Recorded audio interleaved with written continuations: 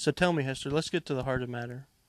How did you get from where you were in Las Vegas to where you are today in York County? Well, when I moved home to be with my oldest sister, and I used to talk about what I wanted to do down here, and I looked around because I thought maybe it was another program like what we did. I mean, I thought, and it wasn't, because I said, well, what happens to the victims? What are they doing about the victims? And it was no such program going on. And after pondering about it and talking about it, and my sister's, she was encouraging me, well, you need to go on to do it. And then I talked to another lady, and she really came down on me about shutting up, doing something, or just shut up altogether. And I just Pull up decided or shut up. that's exactly what she was saying in nicer terms. So I decided to go ahead, and I called my executive director in Las Vegas, and I told her I was ready. And she said, well, tell me when you want me here. I said, now. And she got on a plane. She came down, and So you started by doing your own panel? mm-hmm. I started. I went around and I did a presentation, and it caught the eye of the solicitor, and his diversion team was really wanting it. And that's Kevin Brackett? That's Kevin Brackett, and he's been a great, great supporter. Lord knows, a great supporter. And we started doing the panel, and we had our first one in May, and that's the first time I met Sabrina. I talked to Hester earlier, and she said that's one of the things with her agency is she works with the folks that are innocent in the situation, not so much the... Absolutely. Yeah, that's good stuff. Maybe what we ought to do for some of these folks that have been convicted of drunk driving is let them do a ride-along when you have to make one of those calls. Well, we're hoping that maybe the victim impact panel that Hester has pulled together, that maybe that will kind of make them wake up a little bit, so that hopefully they won't have to be the person that's killed someone else as a result of their actions. So what is the victim impact panel? Hester does a victim impact panel every 5 to 6 weeks, where people that have are coming through the solicitor's office for tickets, drinking and driving and whatnot, they will actually sit through her presentation, and she shows them the actual photographs of people that are crumpled up in cars and hit on the side of the road. I mean, very graphic photographs, and tells her story as well. I've actually been through one of those victim impact panels just to sit and listen, and it's very powerful. It's very heart-wrenching to sit and listen to how people's lives have changed after such a devastating accident. Wow. So this is really I mean, we all know that drunk driving is impactful, but what Hester's doing is making a difference on a personal level. Absolutely, I think so. She's able to reach out to those families who really don't have anywhere else to go, or aren't really sure what to do next. So she's being an advocate for those families and helping them take that next step. Tell us a little bit about your situation and why you're involved with Stop Impaired Driving. In September of 2002, I was the victim of a drunk driver doing drugs. He chose to drive on the street that was the 25-mile-an-hour zone in excess of 100 miles an hour. T-boned into the side of my car. When the paramedics arrived that night, they called Coroner. They thought I was deceased. They left me while working with trying to get the drunk kid out of the car. A home health nurse came by, asked if she could help. She came to my car to put something over my face to keep gawkers from looking, and found a pulse in my neck that saved me.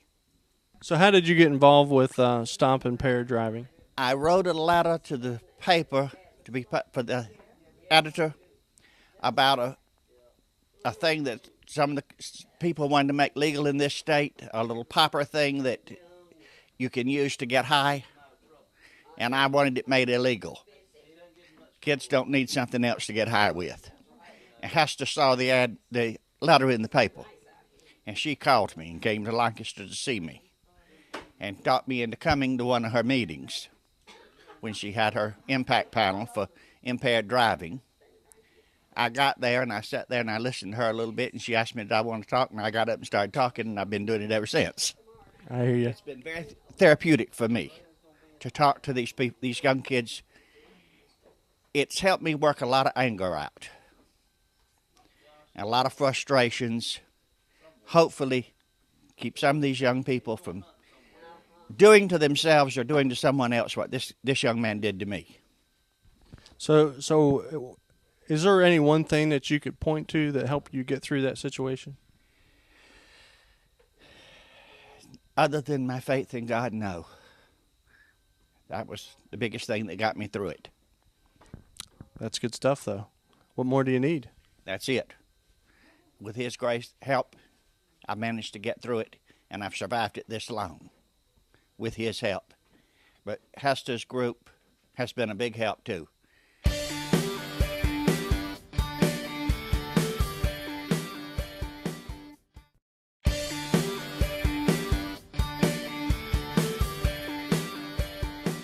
You know, Sabrina, there's so much emphasis put on drunk driving and getting people to think about the impact that they could have on people's lives in that way, to go out and drink, get a designated driver, all those things, but people still do it.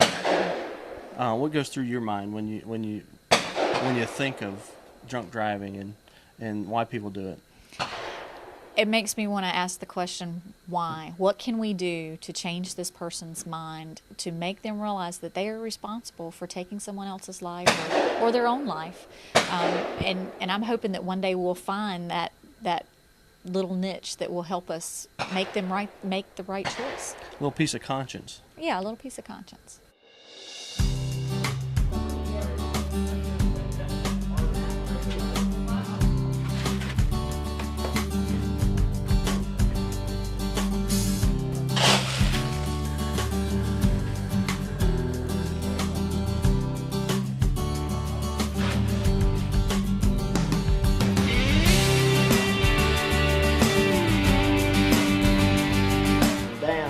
This sets a target.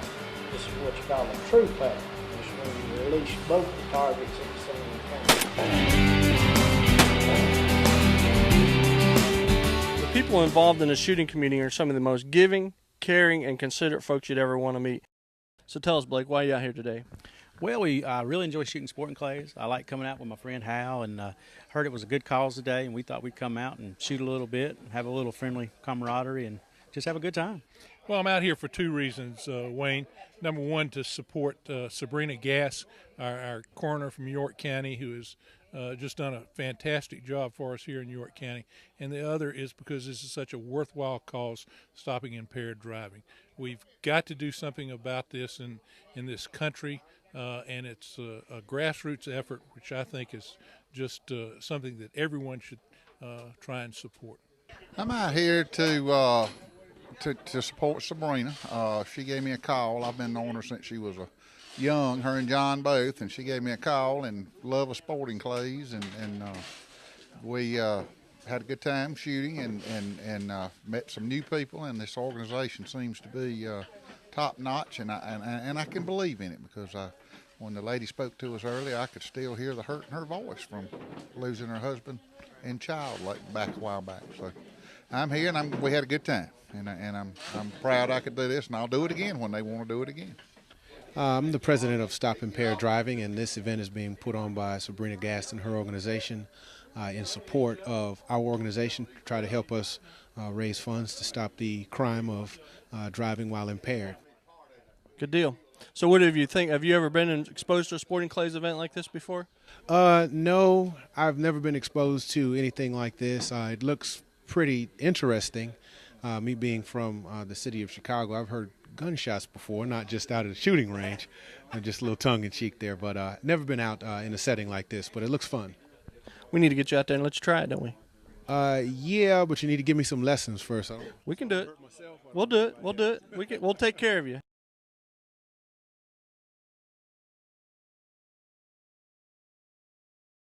You know, when I heard Hester's story and how she lost her husband and her son in a traffic accident, and they were victims of somebody else's drunk driving, and then she took that adversity and she turned it into a cause, a good cause to help other people that have been affected the same way.